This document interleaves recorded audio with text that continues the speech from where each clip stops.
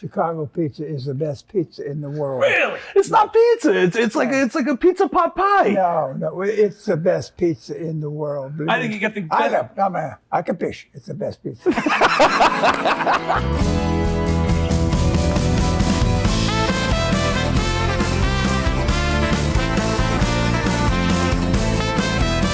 I'm your host, Rocco Caffarelli, with the host Gerard Michaels, and here we have our special guest, Coach Mike Ditka. The legend, the Hall of Famer. You only got to be a Hall of Fame in college, pro, win a Super Bowl as a player, assistant, and a head coach. Coach, it is an absolute honor to be here with you, man. Where'd you get all that information?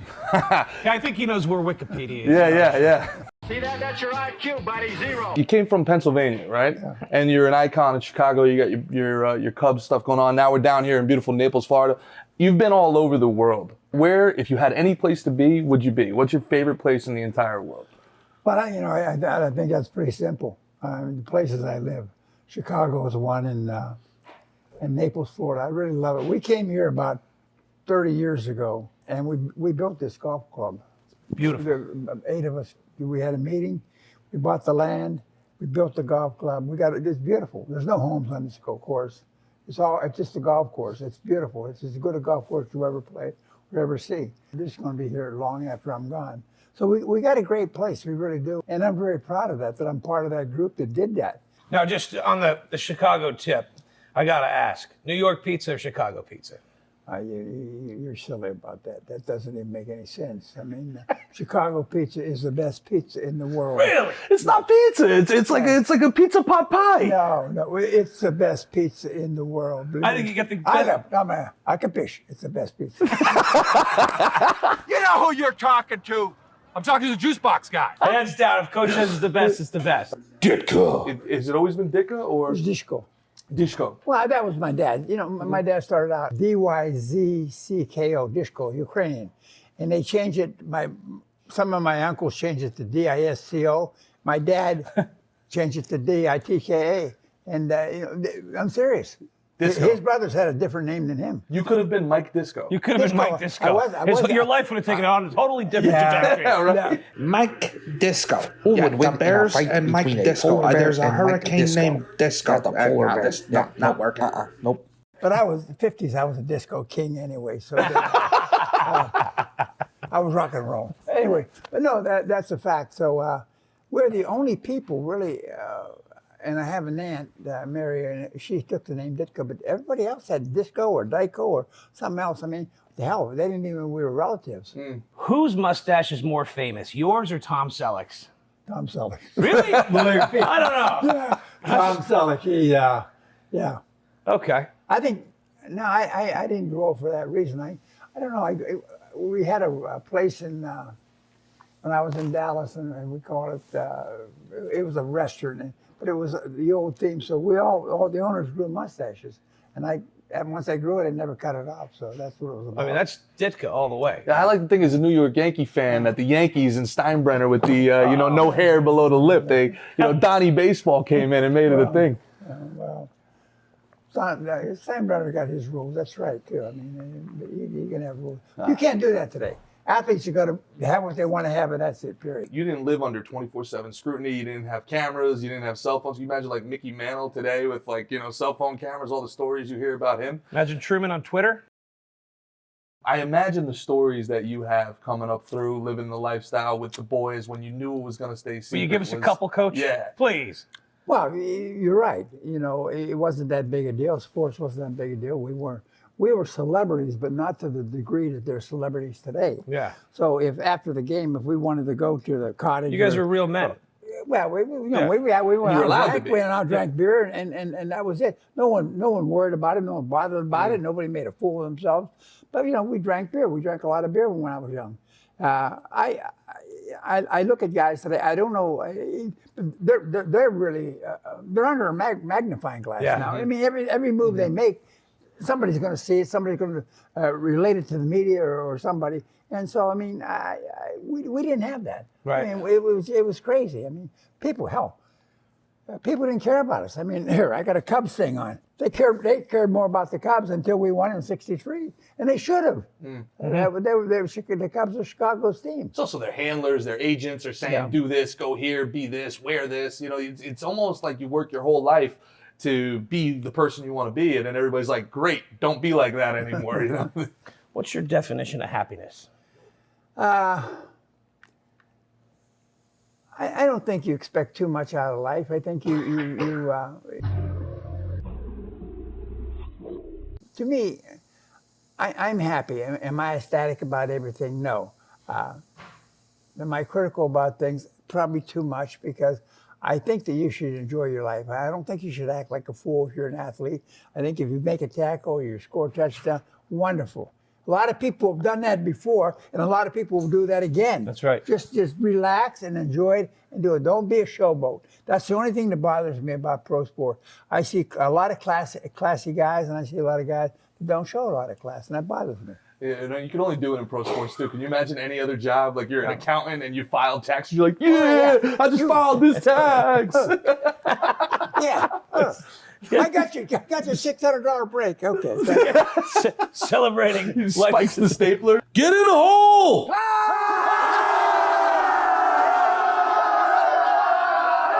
You know, you're talking about what your happiness is, where you'd love to be here and in Chicago, and like you built this as an incredible spot. And I remember I read something about you saying that, you know, in America, if you work hard, the opportunities present themselves. So I just wanted to sort of ask you what America is to you. Well, my dad worked on a railroad. You know, he came home. He was a car repairman. He burner, welder. So he came home. He worked every day. He went to work at 7. He worked 8 to 4 shift. Stopped at the beer garden on his way home. Came home, showered up, went back to the beer garden. That was his life. And he raised us. We didn't have anything, but we didn't need anything. Right. You know, we had what you needed. When I needed a bike, I got a bike. You know, not everybody got a bike. And that's just the way it was. So he provided for us. When I needed money, he gave it to me. I wasn't on an allowance or anything, but he made me work for it. There was I had a paper route from the time I was 8 years old, delivering papers. And that's good. And all the money I made, I gave to them. They gave me a little bit of money every month. That's what made you the great man you are today. There's that great saying, parents who give their kids everything that they never have turn their kids into everything that they never were, right? Yeah. So like that's the other side of it. To give Appreciative. them, You appreciate what you appreciate what your parents did for you. You appreciate the opportunities you have. This is the greatest country on earth. People don't understand it. Amen. We badmouth it, and it's ridiculous. Opportunity is there for everybody, but you got to seize it, and then you got to do something when you seize it. Yeah. You got to work. they badmouth it, but they never leave. Yeah, I know. Yeah, right? I hate this place, but I'm staying. Sports Illustrated did a poll of all NFL soon-to-be free agents, and they said, you know, what is the most important thing for you when you're looking for a new place? Number 1 was money. Number 2 was sex. And number 3 was winning. Players want to go with a place where there's a nightlife and like all that other stuff. You play the game because you love the game. You play the game because you want to win. And the thing you'll be remembered for is the championships you win. I mean, really, I think back to 1963. We, in the middle of that, the Packer run and the Colts run, we won a championship in Chicago. And that was great, you know. Went to Chicago, we won one in '85. There was a lot of other good teams at that time, but we won a championship. Those are the things you remember. And the players that you had on those teams will remember that. And they're immortal. I mean, you look at a guy like Roger Staubach. You played with Roger Staubach, right? Oh, yeah. Roger Staubach, great quarterback. Now, this is a quarterback for the Dallas Cowboys. And one of the things he's most famous for, he was with one woman his entire life. Can you imagine that today? Imagine the quarterback of the Dallas. I can name like 6 or 7 supermodels Tony Romo's dated before he got married. You know, it's just a different lifestyle completely. You have to almost be an entertainer, a playboy. You got to be on the back covers. I'll tell you something. There's nobody like Roger Staubach. He is one of a kind, and when the Lord made him, he threw away the mold because he's special. He is a special guy, and I can remember I got to the Cowboys as a player at the same time that Roger got there as a player. And it was pretty amazing. We had a quarterback named Craig Morton who was a really good football player.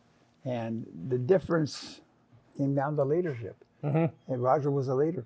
And he's, I think more than any other reason, he's the reason. I know how good our defense was. We had doomsday defense. Bob Lilly, we had this.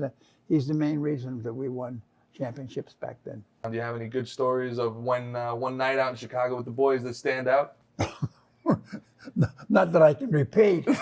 We're talking like Kenny Stabler's, or like the Snake as book or something like that. Or, No, we it was kind of a thing. It wasn't only me; it was the whole team. We played a football game. We went to a place called Freddie Hattenberger had a place called the Cottage, which was famous in Chicago. You look it up. Every baseball player, every hockey player, well, they didn't have basketball then. Every football player came through Chicago, ended up at the Cottage at one time or another. A great place, great food, German restaurant. So we hung out there, and we drank a lot of beer. We really did. Do you ever hang out with like Sophia Loren or any of those? Oh, I think I missed that one. You missed Sophia Loren? I mean, you were the rookie of the year, coach. You're I the rookie of the guess so, year. yeah. You got the glamour days of Hollywood, the starlets. No. Don't forget, 1961 was my first year, and we used to go out and play the Rams out there in L.A. That was a big treat for us. But yeah.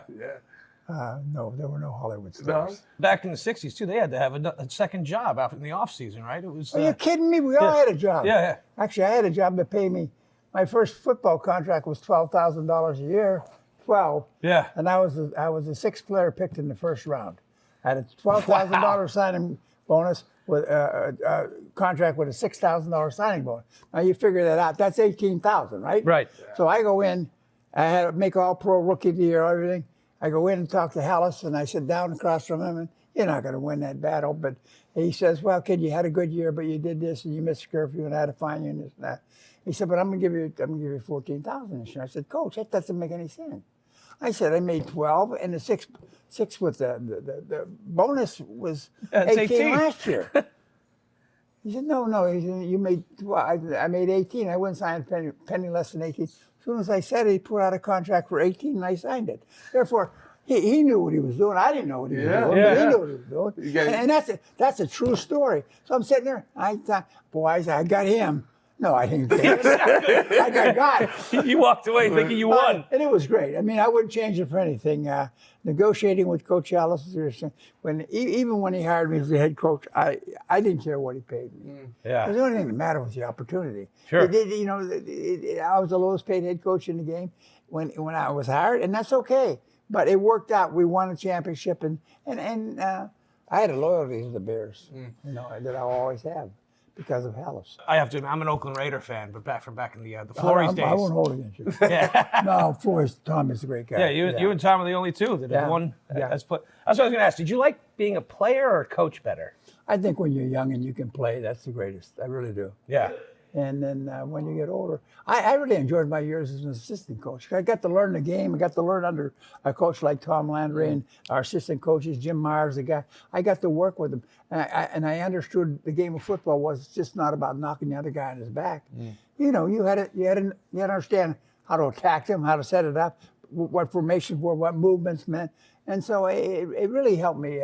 And my years with the Cowboys were the most important years to me. And then I got the opportunity to go and coach the Bears. That was fantastic. Yeah. The Giants had an assistant coach, Tom Landry, and an assistant coach, Vince Lombardi. Right. And neither of them ended up being the head coach of the Giants. How is that even possible?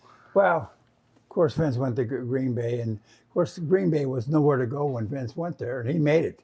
He completely transformed that whole thing and made the Green Bay Packers maybe the greatest franchise in the history of the game. Who would win in a fight between a quarterback and Mike Ditka? And Tom. Uh-oh. We'll scratch that out for the Chicago fans. We'll scratch that out. No, I'm serious. I mean, they were. I mean, under Lombardi, they were fantastic. I think the greatest thing is we went up there in 1963. We opened the season up there against the Packers, and we beat them. And we went on and won the championship that year. But you weren't going anywhere unless you beat the Packers. I mean, right. that was where it started. I mean, and Hallis told us that. Our goal is to have a good football team and to win. But in order to do that, we have to beat the Packers, not once, but twice. And you had probably, and this is back in the day, you had 2-a-days, full padded practices. Oh, yeah. Now they can't even practice in pads. The offensive line play is so bad in the NFL, you can never hit anybody anymore. Well, you said it, I didn't. Gerard and I were talking, and we were saying that this 2020 ticket coming up for the next election, there'd be nobody better than you and Chuck Norris running. Let it What do you ride. think? Would you do that? Would you run with Chuck Norris as your running mate? I don't think America's ready for that yet. I think we're. That's just we need to bring it back. That's Talk American about needs. leadership. We need leadership. We need this, right? Well, you know, it's still the greatest country on earth. We may not agree with a lot of things, but it's still the greatest country on earth. Definitely. Yeah, you know that's only a recent thing too. You used to be like my dad is a Republican, my mom's a Democrat. I don't think that could happen today, especially where Rocco lives in Brooklyn. It's like if you're one or the other, it's like The polarization the Hatfields and McCoys. You're an American. That's right. Yeah, That's all it And it's got to go back to that. America first. I agree. football players are bigger, stronger, faster. The games are in HD. But one thing that is absolutely not nearly as good as it was during your day is Saturday Night Live. Did you have any idea that sketch was coming out that became so iconic? No, not at all. Back then, and people thought, well, I probably did too much, but and then they might have been right. No way. That was the best. But we had a lot of laughs with it, and they were good people. They were nice. They did it in a nice way, and we had a lot of fun with it. I mean, George went. some people like it, some don't. George, I really enjoyed working with him. He was a good man. You did the final episode of Cheers, right? Yeah. Why Payton didn't get to. I knew you were going to ask You knew I that. was going to ask that? The touchdown in the Super Bowl. That was probably my fault more than anything. I just didn't think it was important, who scored. The fact that we about the scored, team, yeah. And I was wrong. There's no question about it. Why was it wrong? I didn't know that it meant that much to him. Okay. And but then I can see why it did. But I wasn't thinking about that at the moment. It was for the whole And then, the whole team. after the game, when somebody mentioned it to me, I really felt bad about it, and I still feel bad about it. But Walter Payton was the greatest football player I ever saw Sweetness. because he was unselfish. He could block as well as he could run. He could catch. He could do everything. He thought he could punt, but he wasn't that good at punt. And just a terrific guy. And that's one thing. If I could change it, I would. I can't change it. It is what it is. But I just didn't. I didn't think about it. I didn't think it was that important, and then it was important. I remember being a kid and watching that game. It was one of the most incredible things. And then watching you guys do the Super Bowl shuffle. You guys were larger than life. I didn't do the Super Bowl. No, They he did. was Either upset with the Super Bowl reboot. shuffle, Sorry, yeah. the reboot. Yeah. But that was a little too much, the Super Bowl shuffle. No. Yeah. Here's the thing. People made a lot of comments about the guys, but they shot that before the Super Bowl. Okay. So that was all. Confident group. Pretty egotistic group Sort of a people. Jets philosophy. Well, when I heard, I said, God, I said, what the heck? If you don't think you're going to win the Super Bowl, you are going to win it. So what the hell? Well, that's the thing as a coach, right? You Yeah. need to toe that line between controlling your players, but also like letting them do their thing. This was our key players on our football team. The Gary Fensick's, the Dan Hampsons, Mike Singletary. I mean, Yep. These were the key guys. This was Mongo. our defense. Mongo, yeah. Yeah. Hell, it's okay. Do it. Sing all you want to. You're part of like the Chicago Resurgence in the 80s. I mean, there was nothing in Chicago forever, and then you had Ditka and his Bears, you had Jordan and his Bulls, and then you had Sandberg and the Cubs, the mid to late 80s, where it happened in time in the second city, baby. Well, yeah, it was a good time for Chicago sports. But, Michael Jordan was pretty good. Yeah, no, I know. It's incredible. So, I mean, and Scottie Pippen and guys, the team they put around him, the coach they had, that was fun. And the Blackhawks, too. Yeah. I go all the way back with the Blackhawks, Bobby and Stan and all those guys. I used to hang out with those guys. Nobody drank more beer than hockey players. Yeah. Canadians in the Nobody. They're the toughest guys out. Nobody drinks more 100%. beer. Yeah, I think you guys would be real good on ice skates. I think that would be. Would you? If we get on ice skates, would you come watch? You're the goalie. You're not going anywhere. You're still right in front of that net. Get why? Jordan's a huge golfer, and apparently he bets big time, like $1 million closest to the hole. You ever had a chance to play with Jordan down here? I played with Michael before, but I don't bet that kind of money. First of all, I don't have that kind of money. Second of all, to bet that kind of money on a golf course, you got to be insane. Yeah. Insane. Phil Mickelson said Jordan's his I favorite place to understand play the with. game of golf, but you can hit a good shot and not get rewarded. You can hit a silly shot and be rewarded sometimes. So all I'm saying is don't bet. Yeah. Yeah. Coach, you're on a desert island. You have one spice you can cook with, one alcoholic beverage on tap, and one non-alcoholic beverage on tap. What do you have? I'm going to have an iced tea for the non-alcoholic. Okay. If I was to have an alcoholic beverage, I don't drink anymore. Okay, if you it were. would be red wine. Okay. I liked that when I was young. I like it. That's why I'm lucky to get old because Yeah. I like it so much. I'm not a big salt guy. Pepper, I'm more Pepper, a black guy. pepper. I like that. It's solid. Yeah. I smoke cigars. I don't smoke as many as I used to anymore. You can probably hear my throat. But I smoke them, and that's my one vice. If you had any advice to give anybody watching at home, if some kid coming up and he's like, I want to be the next Mike Ditka, what should he do? I learned the three things that are most important in anybody's life, but I think an athlete's life is his attitude, his character, his enthusiasm for the sport, what you want to put into the sport. So you got to have a great attitude. It's got to be positive. Can't be negative. You got to, character. You know what character is. If you don't have it, you'll know what it is too. So, and then the enthusiasm thing. I used to always talk about ACE. If you're going to do it with some. Throw yourself into it. Yeah. Get involved in it. Get excited about it. And if not, then don't waste your time. So if you do what you love, you never work a day in your life. That's a good point. I never thought football was work. I thought it was play. Yeah. It was. And it must have been play. I wasn't getting paid anything. It must have been play. It's like me doing this thing with you guys. Yeah. Would it change your life? No. Would it change my life? No. So somebody might get something of value out of this interview. And some people might say, what the hell are they talking about? Actually, to be honest, I think it changed our lives. Yeah. Thank you. And he called. He's like, I'm going to call Coach. I'm like, no, you're not. And it goes to voicemail, and then we're talking, having beers. Probably we shouldn't. We should probably be having more of this. Yeah. And you call back. You're like, what do you want? I was like, that is the coolest thing ever. That's Ditka on the line. Yeah. It's been a hell of a run. Yeah. We've had fun. And, you can't take away your memories, good or bad. You're going to have them. You learn from the bad ones. You enjoy the good ones. And that's what I'm going to do. I'm going to ride it out to the end and see what happens. And we drank a lot of beer. We really did. Yeah. That would have been fun. You think we could have hung with you? You think we could have Oh, had a yeah, couple beers? Yeah. You probably could have handled it. Yeah. I guess we could do iced teas. Who's bigger, Fridge or him? Is it William Perry or him, you think? I think Fridge might have Just a couple? Who's better looking? That's more important. Yeah, that's.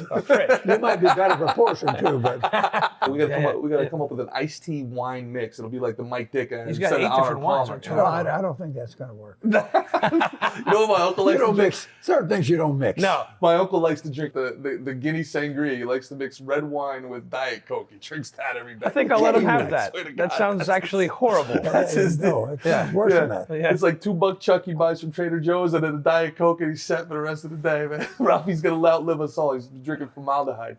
That's true. That might be it. Gal Sayers was the greatest running back, running with a football that I've ever been around. Really? Running, I'm talking running receiver in today's sport. In today's game, no telling how many passes he would have caught coming out of the backfield. You play with him and Coach Payton. I mean, that's pretty good. Yeah, I'd say. I know you got a tea time coming up, and I hope that you get a hole-in-one for us today. You said a whole one? Yeah, I'd like you to do that today, if that's okay. Maybe on the 4th hole. I'll work on that. Okay. I'll go to work on that. I got about 2 chances of that, slim and none. And I'm not slim. And I ain't none. I think this is the day.